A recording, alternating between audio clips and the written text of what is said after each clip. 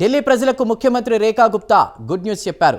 ఈ నెల 29న ఢిల్లీలో కృత్రిమ వర్షం కురిసే అవకాశాలున్నాయని అన్నారు. అంతేకాదు ఇందుకు సంబంధించి తాము జరిపిన పరీక్ష విజయవంతమైందని అన్నారు. కాగా కృత్రిమ వర్షం కురవడం అంటూ జరిగితే ఢిల్లీలో వాయు కాలుష్యం తీవ్రత తగ్గే అవకాశాలున్నాయి. దీపావళి పండుగ రోజుల్లో వాయు కాలుష్యం అత్యంత ప్రమాదకర స్థాయికి చేరుకునే సంగతి తెలిసిందే.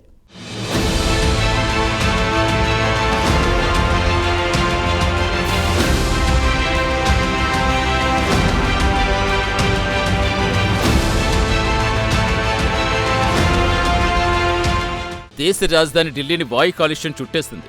దీపావళి పండుగ రోజుల్లో వాయు కాలుష్యం మరింత తీవ్రమైంది.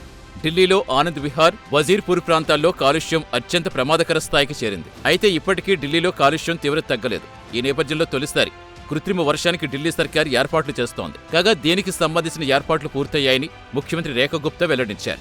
అంతేకాదు బురారి ప్రాంతంలో ప్రయోగాత్మకంగా చేసిన పరీక్ష విజయవంతమైందని పేర్కొన్నారు. ఈ నెల 28, 29, 30 తేదీల్లో ఆకాశం మేఘావృతమే ఉంటుందన్నారు. అన్ని సవ్యంగా జరిగితే 29వ తేదీన ఢిల్లీలో కృత్రిమ వాన కురిసే అవకాశం ఉందని రేఖా గుప్తా వెల్లడించారు.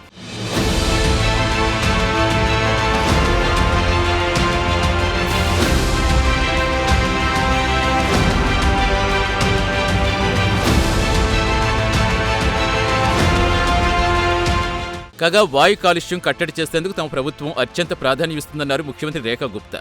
దీంతో కృత్రిమ వర్షం కోసం ఏర్పాట్లు చేస్తామన్నారు ఆమె.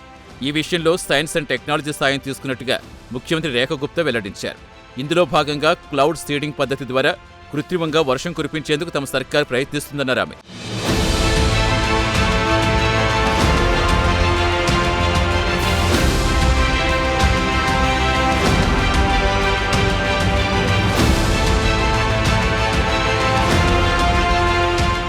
వాస్తవానికి క్లౌడ్ సీడింగ్ అనేది ఒక టెక్నాలజీ, వాతావరణ శాస్త్రంలో ఉపయోగించే ఒక అధునాతన సాంకేతికత.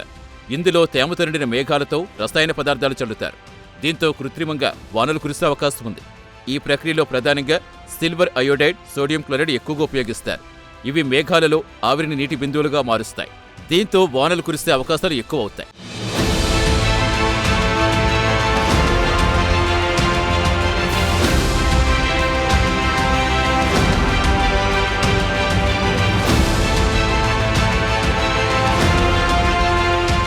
కాగా ఆర్టిఫిషియల్ రెయిన్ ప్రాజెక్టును ఢిల్లీ సర్కార్, ఐఐటి కాన్పూర్ సంయుక్తంగా చేపట్టాయి. ఢిల్లీలో వాయు కాలుష్యం తగ్గించడమే ఈ ప్రాజెక్టు ముఖ్యోద్దేశం. కాగా ఈ ప్రాజెక్టు కోసం సెస్నా 206H అనే ఎయిర్ క్రాఫ్ట్ ఉపయోగిస్తారు. అలాగే క్లౌడ్ సీడింగ్ అవసరమయ్యే సమస్త పరికరాలు ఈ ఎయిర్ క్రాఫ్ట్లో ఉంటాయి. అంతేకాదు దీనికి సంబంధించి 2 పైలట్లకు ఇటీవల 4 రోజుల పాటు శిక్షణ కూడా ఇచ్చారు.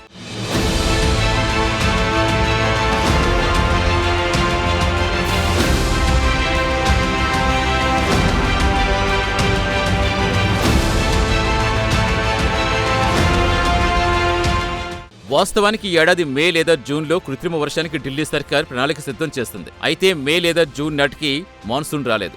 దీంతో ఈ ప్రాజెక్టును అక్టోబర్ నెలకు వాయిదా వేశారు. ఇదిలా ఉంటే క్లౌడ్ సీడింగ్ ప్రయోగాలకు కొన్ని రోజుల క్రితం సివిల్ ఏవియేషన్ సంస్థ నుంచి కూడా అనుమతులొచ్చాయి.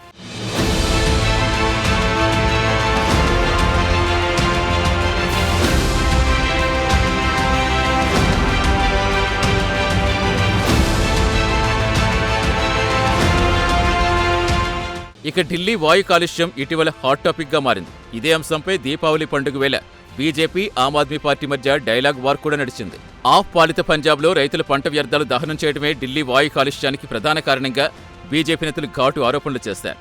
అంతేకాదు పంజాబ్ సర్కార్పై ఆప్ జాతీయ కన్వీనర్ అరవింద్ కేజ్రీవాల్ ఒత్తిడి తీసుకురాలేదని బీజేపీ నేతలు మండిపడ్డారు. పంజాబ్లో ఆప్ ప్రభుత్వం ఉన్న సంగతి తెలిసిందే. అయితే బీజేపీ నేతల విమర్శలకు ఆ పార్టీ నేత సౌరభ్ భరద్వాజ్ కౌంటర్ ఇచ్చారు. వాయు కాలుష్యం అరికట్టంలో రేఖా గుప్తా నాయకత్వంలో ఢిల్లీ సర్కార్ విఫలమైందని సౌరభ్ భరద్వాజ్ ఎదురుదాడి చేశారు. అయితే నెపాన్ని ఆమ్ ఆద్మీ పార్టీపై కమలనాథులు వేస్తున్నారని దుయ్యబట్టారు.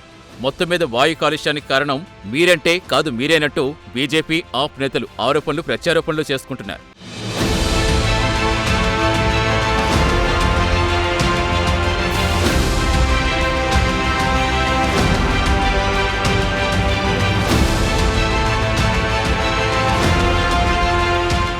ఏది ఏమైనా కనీసం కృత్రిమ వర్షం ద్వారానైనా ఢిల్లీలో వాయు కాలుష్య సమస్య పరిష్కారమవుతుందని ప్రజలు ఆశిస్తున్నారు.